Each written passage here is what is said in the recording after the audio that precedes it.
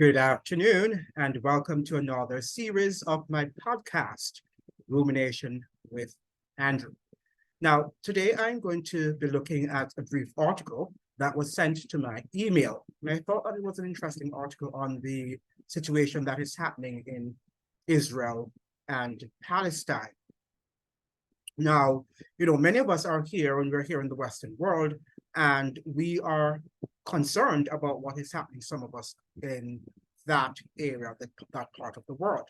But we must understand that, the US empire, the US imperium, among other nations that support its undertakings in the world, has a particular agenda. And we must understand that it is it is its goal to achieve full spectrum dominance, as we have been saying. Now, that sometimes appear as something that is, monotonous to be hearing about the US empire. But you're also seeing wars upon wars, right? And Chalmers Johnson, among other writers on US imperialism, has posited before that militarism and imperialism are Siamese twins. So whenever you talk about militarism and imperialism, you are definitely going to have wars, because the only way in which you can dominate the world is through wars, right? And wars are a racket, as we have learned from Smedler Butler. And what better person to know that someone who had participated in many US imperial wars. And I hope that you are actually reading that book, that War is a Racket, and that it is not something that is real, right? And the media houses, right? The media, particularly the US media, the mainstream media that continue to support those wars, right, are not doing their jobs. They are not informing you in terms of what is happening and what the agenda behind the occurrences in those wars. So we have to find other sources to inform ourselves. And we must understand, as I told you, from Revelation 13 and onwards, that the US has a particular role, a particular mission that God designed or set it up to fulfill. Now, remember now that the Israelites, or the Jews, right, that they were chosen as God's special people to spread his word around the world. That was their mission, right? To spread the mission of God, to enlighten minds about God's purpose for their lives in the entire world. But they wanted the message for themselves. They didn't really, as a nation, I'm not saying all Jews, but as a nation, they did not really esteem God. They esteemed more the nations around them. And they wanted to practice, so those powerful nations around them, they wanted to be just like those nations. But God was not calling them to be that, to be going around and imposing their doctrines and their philosophies upon other nations. It was his intention that they would live a life that would command the respect of those nations around them, and that they would thus, be impressed by God's blessing upon them and wonder who is behind all those blessings that the Israelis had, or the Jews had. But instead, they wanted to impose, and they also wanted to become an empire, right? And I think, in my opinion now, the Jews were set up to spread God's religion around the world. I think the US, as a parallel nation, was set up to spread, freedom and democracy around the world. But again, after God blessed it, when it eventually came up, after it had separated from England, it decided that it wanted to run its own course. First, it started with slavery, and after slavery was finished, it went again on an imperial quest. right? So God set up the nation to be a model political nation that other nations around the world probably could model. But you cannot impose. God understands that. You cannot foist your belief system upon people. God set the standards and he expects us to follow by example. And that is why when Christ came to the earth, he did not force any of the Jews to follow him. Eventually, we saw where they colluded to kill him, right? Because his kingdom was not and is still not of this world. You know, so when we hear the Jews or we hear the United States evangelicals talking about they have to defend Israel or they have to defend Israel, they're not defending Israel for God. They are defending it for another God, perhaps for the devil, because God's kingdom is not of this world. And, you know, his people will have to suffer persecution. And we've seen that during the Dark Ages and also the time when the disciples also were murdered. They were martyred. Right? So we understand that this world is not going to be an easy world and that people are going to do us some terrible things, but God does not expect us to revenge or avenge them. Because he says, vengeance is mine. God will repay the people who have done us evil at the appropriate time. So this going into Gaza, the US, as the US suggests, to help Israel, because Israel has a particular religious, and they are aligning it with biblical interpretations, well, I should say, biblical misinterpretation,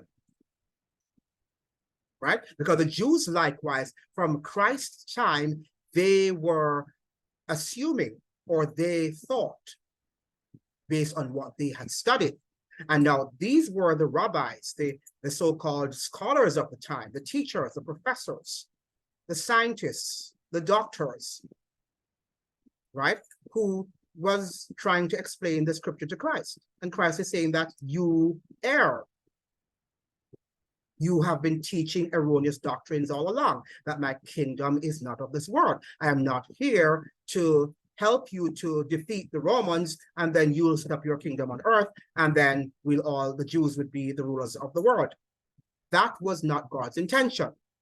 Now, his initial intention, if the Jews had been obedient, yes, was for them to be the head and not the tail, and that they would have been the rulers of this world, in terms of if they had just remained faithful to God when God had called them, particularly when they came out of Egypt, right? Then they would have been the head of the world, because God told them so. If you read Deuteronomy 28, you will see the blessings that God laid out for them, right? But God's blessings are conditioned. They're conditional. That's what I should say, right? They are based on obedience. If we obey him, then he will shower us with his blessings, right? But the Jews were not an obedient set people. They were rebellious. They were warlike. They were belligerent. And we can see that in their descendants, right? They're still thinking, the Jews are still thinking that they are God's chosen people. And, you know, to some extent, those of us who are Christians, particularly the evangelicals in the United States, are setting the wrong example. Because they should know, if they read the scriptures well, that after Christ died, right, that we had a new dispensation, where Christ opened up the gospel to everyone, to whomsoever will. And God is no respecter of persons. And from Deuteronomy, if you read the entire book of Deuteronomy, Moses laid out very well the history of the Jews and where they were going. From day one, God knew that they were going to apostatize. He knew. And he told them, but they did not listen. And we also, if truth be told, are not listening to God. Because if we were listening to God, the evangelical Christians in the United States would not be supporting the government in its effort to unite with Israel to war against the Gazans and the Palestinians. And we know the effect. Nobody on the face of the world, include no nation, I should say, should understand what persecution means, especially those, than the persons who are coming, the US citizens who have been living in the United States and who, if they were taught well, understand what happened in Europe, in Western Europe, and how the Catholic Church, the Vatican, the papacy controlled them. And that is why their foreparents had to flee. So there is no way that any Christian should be aligning biblical teachings or biblical, lifestyle with what the politicians are doing. God is not, he wants us to live, right? And he wants to prosper us. But he understands that inherently, innately, human beings are rebellious. And if truth be told, many of us are rebelling. And that is why we're not reading our Bibles, we're not going to church, we do not want anything to do with God. But when things get out of hand, as we saw in 9/11, the churches were packed. And I want to say here that this war is going to come to us. The war that is happening in Gaza right now is going to come to us, because it's not about the Israelis or the Palestinians. Yes, they are engaged in a warfare now, and we can't deny that fact. But it is bigger than they. It is an agenda, right? And the Israelis and the Palestinians are just being used as proxies, as we just saw what happened in the Ukraine.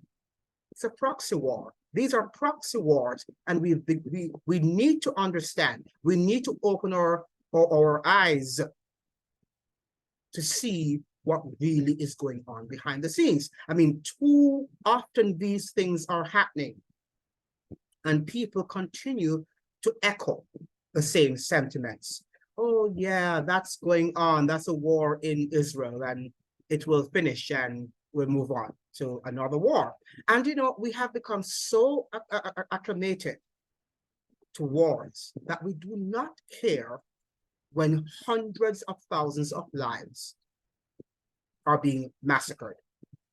We no longer care. We care about ourselves. Now, I am going to share this article with you, and I thought it was quite a well-written piece, and one that I should share with you. So let me share my screen with you, and let's begin our discussion. Here it is. So let me put this over here. And okay.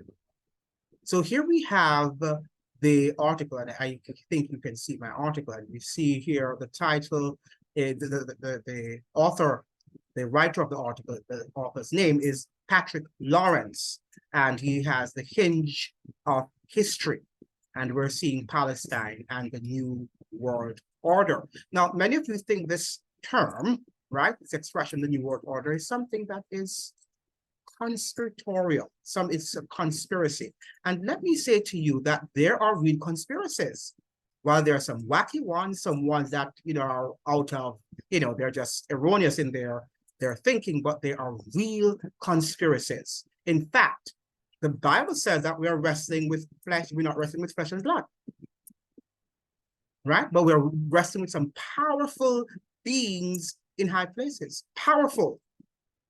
Right? We're not seeing them. Right? And these beings are behind a lot of what is taking place in our world right now.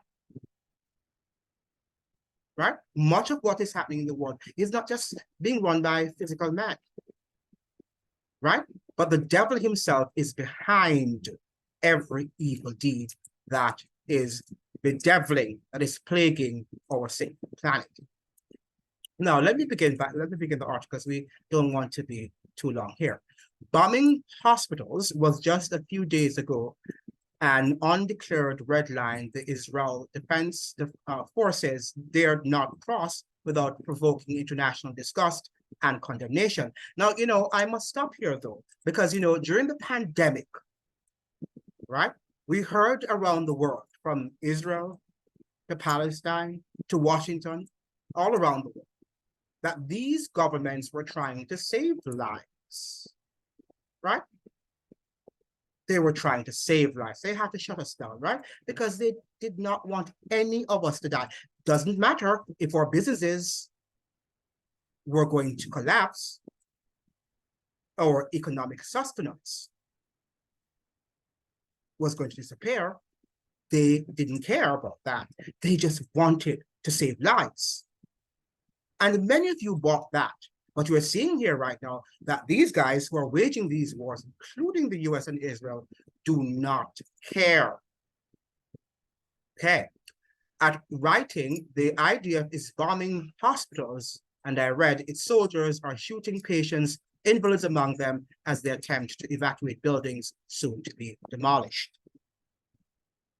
There is disgust and condemnation now, and they find expression not only on the streets of many cities, but also in governing circles.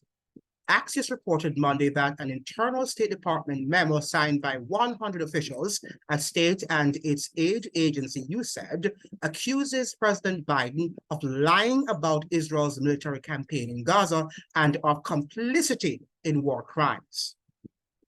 On Tuesday, the New York Times put the signatories of another letter to Biden at 400, representing 40 government departments and agencies, including the National Security Council.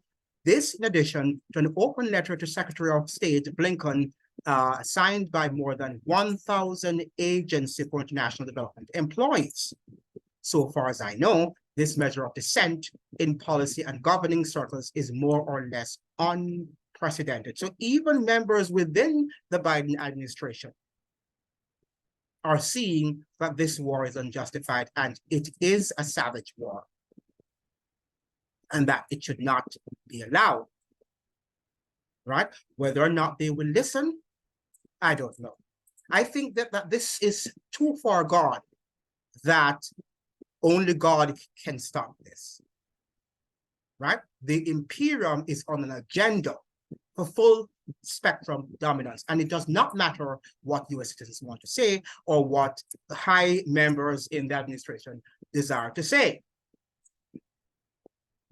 Right? It is their right now to talk, right? How long they will tolerate, our protest through letters is another, and this could also be circus. It could be that they are just writing this because they understand that people are angry with what is happening, and they decide that they would create some sort of letters, and because sometimes that also happens where they pretend as if they are sorrowful for what is happening, but deep down they're not. Beyond our purple mountains and fruited plains, the Irish Dáil will vote this week on expelling the Israeli ambassador, throwing Israel out of the European Union trade accord for breaching its human rights clauses, and a Sinn Féin motion referring Israel to the International Criminal Court. Emmanuel Macron came out last weekend calling for a ceasefire, the first Western leader to do so. Given Biden's defiant refusal even to consider asking Israel to accept a ceasefire, the French president has implicitly issued a rejection of Israeli violence and the US policy support of it. It's also interesting that during the elections leading up to the presidency of Biden, that before he won the office, before he became president of the United States, many people had it that he was the one to save American democracy, because democracy was under threat under Trump, right? And many American citizens voted for Biden because they thought that, America's way of doing things would begin to resurface when he came to the presidency. And you'd finally live in a multipolar world where American allies, their views would be respected and they would work together, because Trump alienated all American allies, not knowing that President Bush, after 9/11, that he initiated a unipolar world. He started that, that he stated that the United States was a new Rome, and that they can do things on their own, right? So it wasn't Trump who started that unilateral policy, right? That is the policy, and I would argue, from 1945.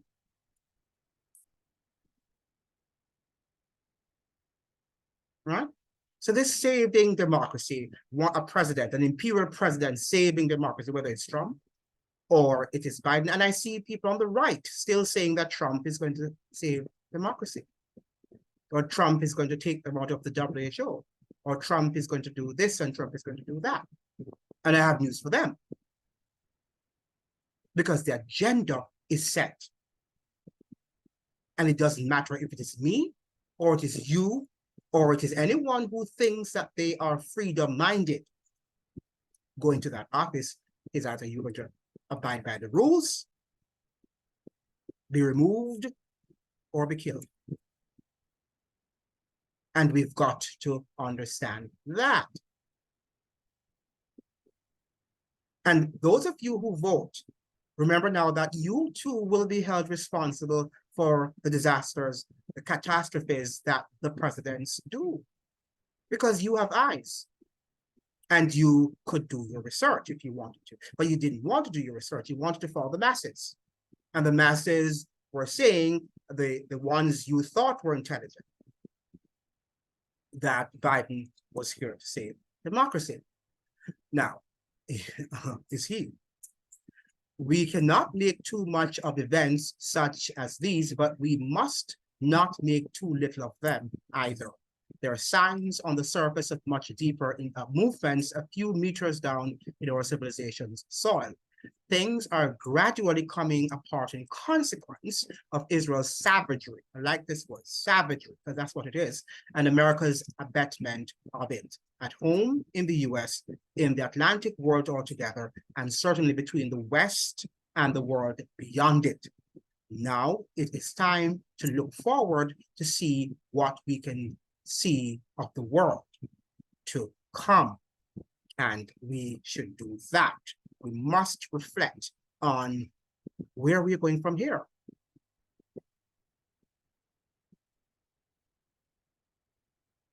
Christopher Lydon, who produces radio open source for WBUR in Boston, suggested over the weekend we have reached a hinge in history. Outcomes widely uncertain.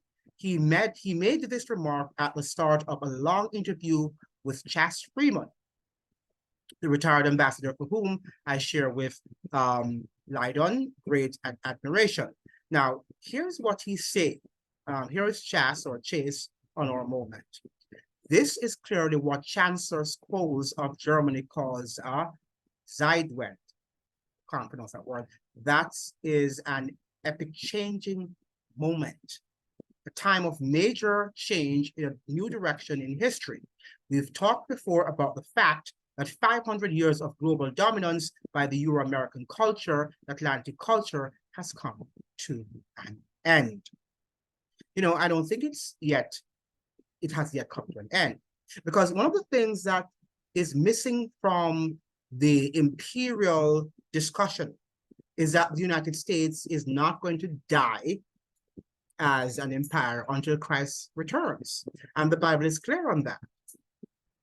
right? So for those of you who think that China or Russia or some other, power is going to come and take, the United States is going to give back its power and will work collaboratively with the Vatican, with the Sea Beast, to inflict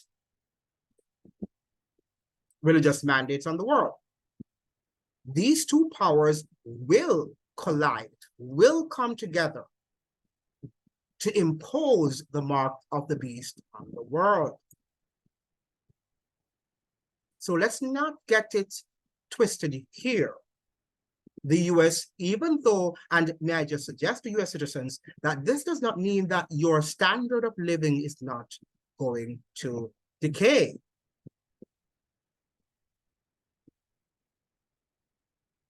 Right? It just means that the imperium will last until the coming of Christ, when Christ is going to destroy all of these earthly kingdoms, and afterwards set up his kingdom where there shall be peace and prosperity forever. He said, what we're seeing at this moment in Palestine is the end of settler colonialism. Settler colonialism is a phenomenon of the last 2 centuries or so, and it is always accompanied by genocide. The only exception I can think of is New Zealand, where Maori power encountered the British sufficiently to preserve their culture as a separate one. Right? Now, this is beyond this settler, hypothesis that he is positing. Remember, we've been saying that the US is on a quest for full spectrum dominance. So it's beyond a settler hypothesis. It's about the United States imperium controlling the world, right? Now, I read here and there in many disparate places the remark that the US has gone too far this time. Right? This is what caught my eyes this morning, that the US has gone too far this time. That is how Ajamu Baraka, who runs the Black Alliance for Peace, put it the other day. Every commentator making this argument is pithily to the point. The US has gone too far countless times since assuming its imperial pretensions, of course, from the Spanish-American War onward. Right? So this is not something that is happening yesterday. This has been going on for centuries, for decades.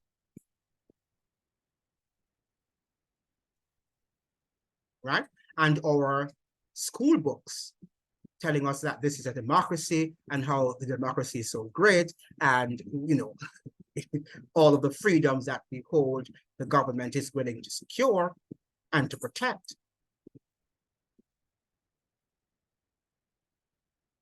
Right?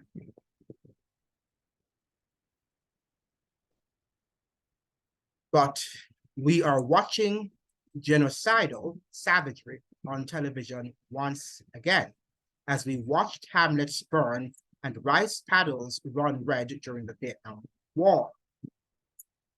Now, if the US never fully recovered from its merciless violence in Indochina, the damage will be permanent this time.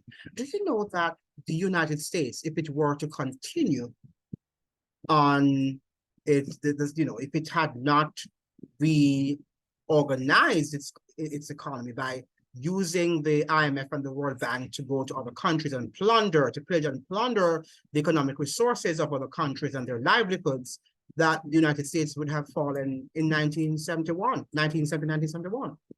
And that is why Nixon had to take America off the gold standard and then use its bullying power, impose this dollar, the US dollar on the world, that they could be the preeminent economic power.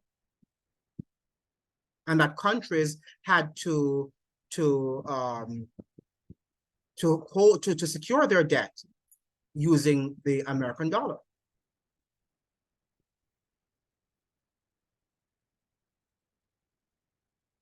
Right?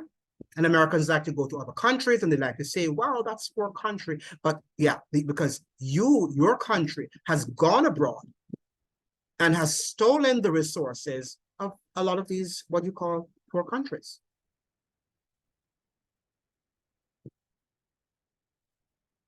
Right? And has used the IMF and the World Bank to force these countries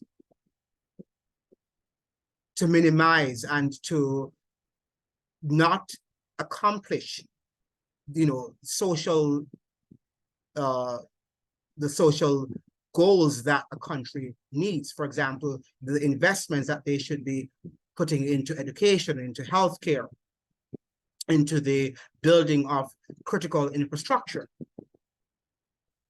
The IMF and the World Bank take away all that money and put it in the coffers of the US Treasury.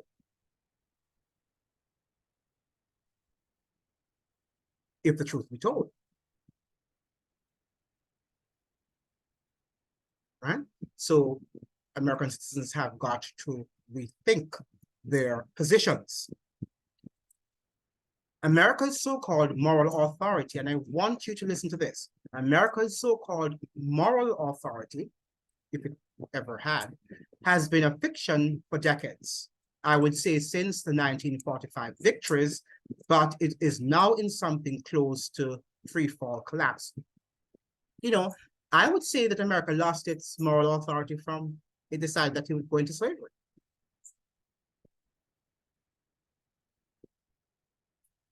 Right? Built up a colossal slave system in that nation that almost caused the entire nation to collapse. So from that time, from those days, it lost its moral authority. And perhaps it would have regained its moral authority had it offered reparations, given reparations to Black Americans, to the slaves and their descendants,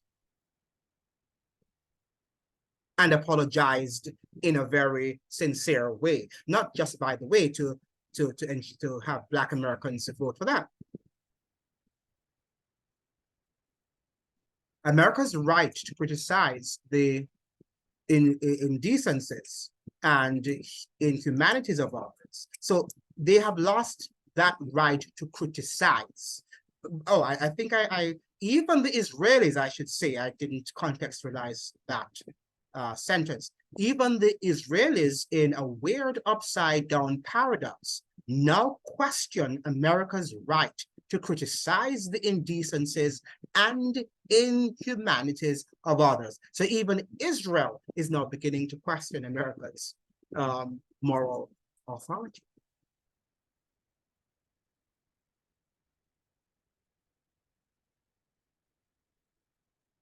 Right? And that is why we must do, even in our individual relationships, we must do what is right. We must insist on what is right. Do what is right. People will respect you. They may not like you for what you're doing or the decisions that you have taken, but they have to respect you because you've done what is right.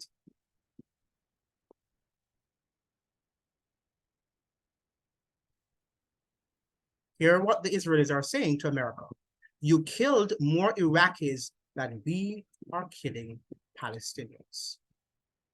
Two morally bankrupt regimes bickering. What will they think of next? Now, the same thing happened in the 1960s, right? While the US was going around the world, because that was, of course, the time of the Cold War. We were still in the era of the Cold War. And the US was going around the world, and of course, the Soviets were doing the same. And both of them were contending for the preeminent status of, world power, right? Because these were the two remaining empires of the world, and only one was contending for the primacy, right?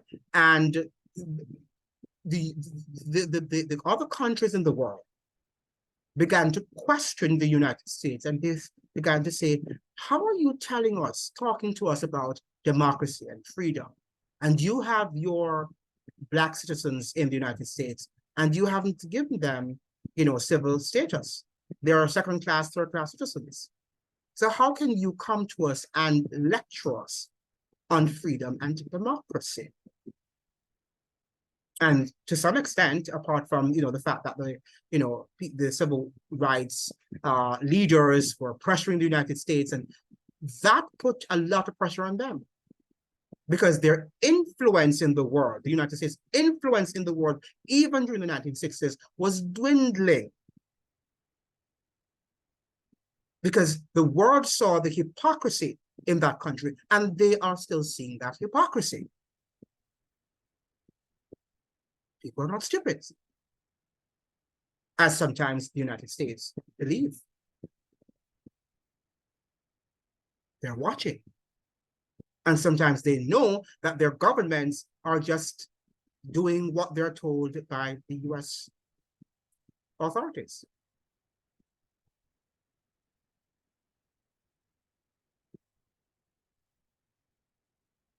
And there will be blowback. There is going to be blowback. Because God is no respecter of persons. And we have lots of innocent people dying here. And unfortunately, in the future, lots of Americans will also have to shed some blood. Whether or not you are in agreement with what is happening in the world. And that is why you have to be concerned. The pretense of America's moral authority has served as a baseline argument. Weak, wobbly, ridiculed, resented the world over for the rules-based order. A phrase I find so contemptible, I pause before typing it. And I do not really, I can't blame him, because when I hear the whole word democracy and freedom, I believe in these things, don't get me wrong, but when the US uses that, and not only the US, a lot of our governments, when they use it, I find it to be nauseating. Because I know that they're talking about the opposite of what freedom and democracy encapsulate. I know. The devastation of America's status in the community of nations, and I do not think we witness anything less, is altogether the consequence of a complacency long evident among America's policy cliques, right? So we are seeing now that the US is beginning to lose its respect among the nations of the world, right? The world's patience with us and our arrogance and presumption is coming to an end. Chase notes, we are going to have no choice but to recognize that we are one great power among other great powers. We are one civilization among multiple civilizations. And that is not going to happen. Right? That is not going to happen. Unfortunately, empires never learn that lesson. And that is the unfortunate situation that one would have thought that they would learn when they see that the empire is being weakened, is weakening. They would learn, and that they would begin to ponder and to retrace their footsteps. But that is not the case. Because they are so haughty, they're so arrogant, that they do not desire to share their power with any other nation on the world. The British were like that. The Spanish were like that. The French, right? The Dutch, they all fought. And that's why we had all those wars waged in Europe and around the world, fighting over spoils and the ability to control the world.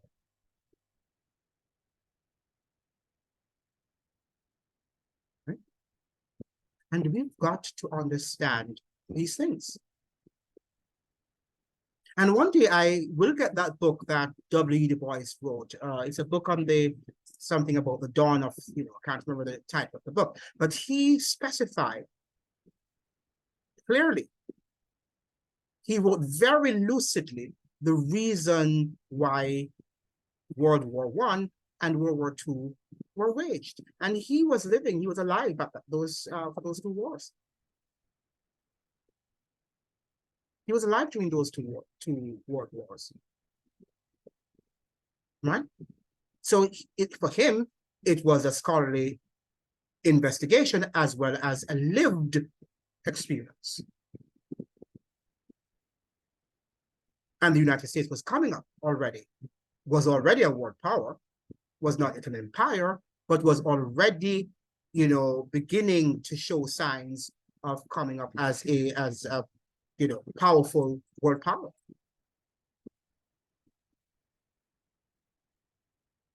I could not help noting how plainly this reality is reflected in the summit Biden will have with Xi Jinping in San Francisco this week. And they're always meeting, and they're always pretending as if they want to de-escalate these wars.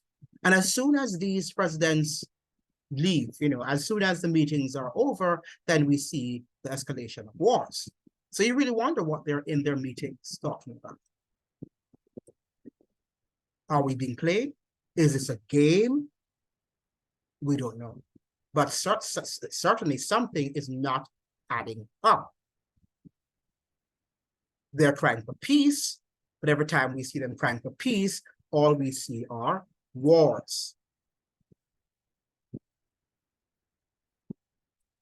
The people who actually run policy as Biden wanders blank-faced through the White House corridors have been falling all over themselves to emphasize that our faltering president will not get anywhere with the Chinese leader and will get nothing of consequence done.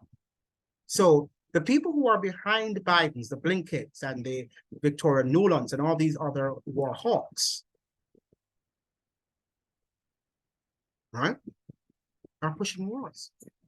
So these meetings are just meetings already. They're saying that nothing is going to come out of those meetings and that the United States is going to go to war with China. Remember, we talked about the fact that, and I think I want to expound more in another, lecture about the US's,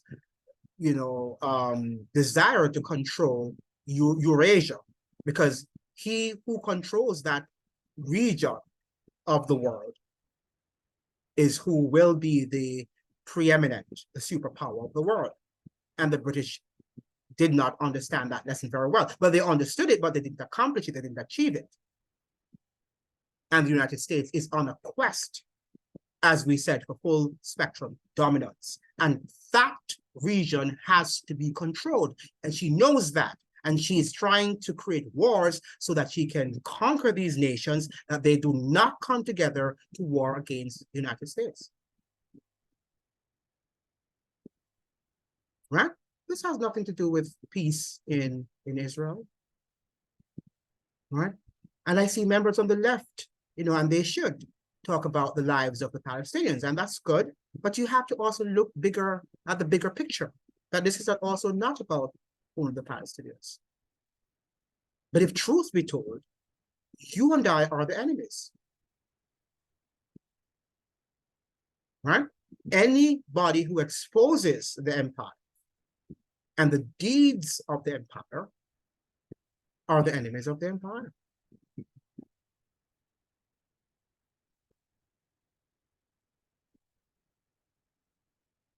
Biden's ideologues, as I have noted severally in this space, fried the Sino-US relationships the first chance they got after Joe took office. Arrogance and ignorance, as a French deputy noted at the time of the Iraq invasion in 2003, are the worst of all possible combination. Now, the war on Iraq, from then, Russia and China and some other of these countries within that Eurasia region, they knew that the United States was about to capture and wanted to control the resources of that region. They knew.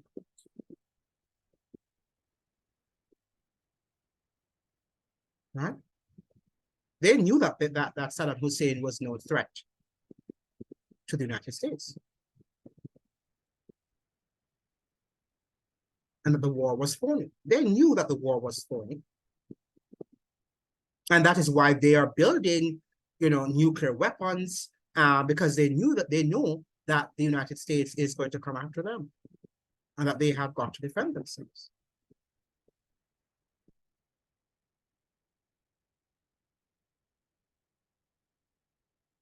They know.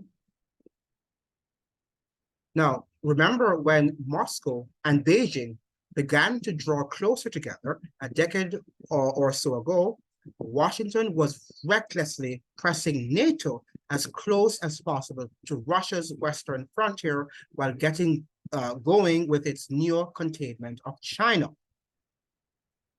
The two nations said more or less in unison, enough of this. There is no working with these people. The Russia-China relationship now stands just short of a formal alliance and is the linchpin, or one of them, of what the Chinese especially now regularly refer to as the New World Order. This is the multipolar order of which Freeman speaks. But we know, those of us who are, diligent study of the Bible, that we will never have a multipolar world. And history, talk about religious or biblical history, but we can also talk about secular history. We've never had a multipolar world where powers get to rule in the world together, right? And that's why we had the Cold War, right? That's why we had the Cold War. How could we ever think, having read the pages of history and understanding human nature, that people want to share power together? Absolute power corrupts absolutely, right? As Lord Action said, right? Power corrupts. And I believe it's a form of alcohol. It sickens the mind. It controls the mind. You become arrogant. You become haughty. And you think that you are a demigod. From Nebuchadnezzar to the Caesars, to President Barack Obama, to the Bushes, to President Biden. They all think that because they sit on a powerful military, or they sit on top of a powerful empire, that they should be able to do anything they want to do in this world. Hope that you are paying attention.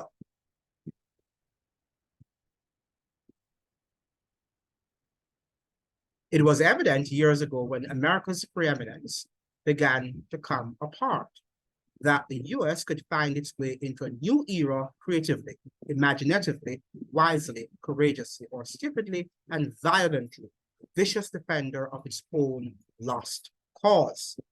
This was the choice explored in Somebody Else's Century, East and West in a Post-Western World, published in 2010. Gaza is what the wrong choice looks like. He's going to end here. When I watch the gruesome video footage from Gaza, I think of the people I see as actors in history. I told you that because this is all acting, right? It's a grand act on the world stage of life. That's what we do as human beings. They suffer in effect for the sins of those who purport to lead us. Their suffering is turning history's wheel.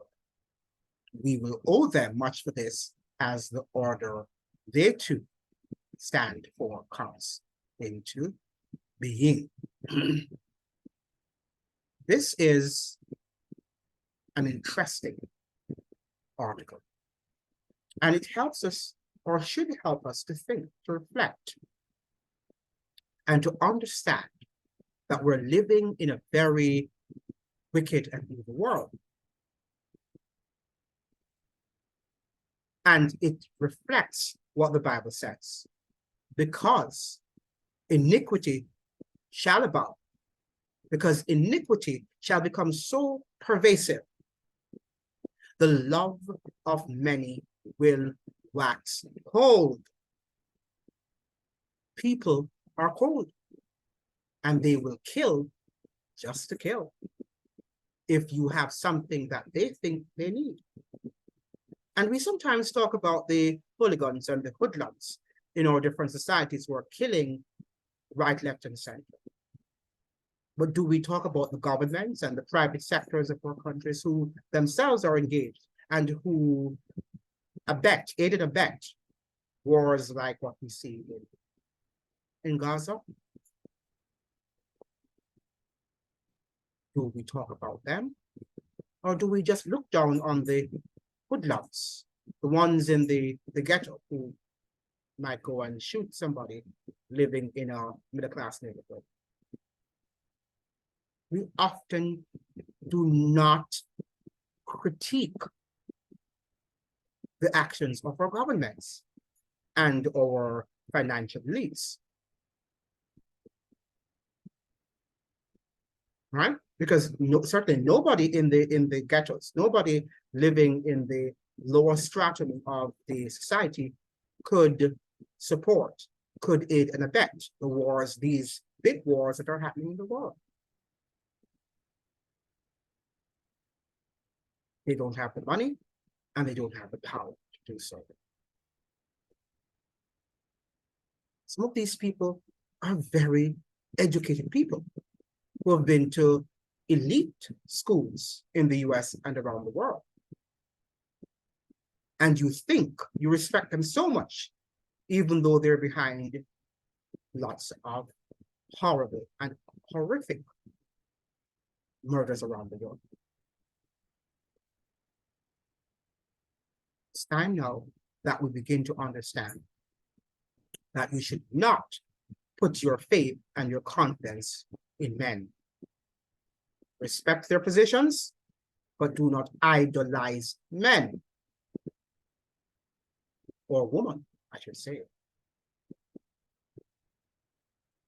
Okay, so I hope that you have gotten something to reflect on and to think about, because this program is about thinking, and I want to, leave this with you, that you should go and do more research on what is happening in Israel and Palestine. Begin also to read up on the Eurasia continent and see, what countries sit on that continent, in that region, and see why the United States is so desirous of controlling that hemisphere. Thank you so much for joining again, and I look forward to seeing you and chatting with you in one of these podcast sequels. Thank you. Bye.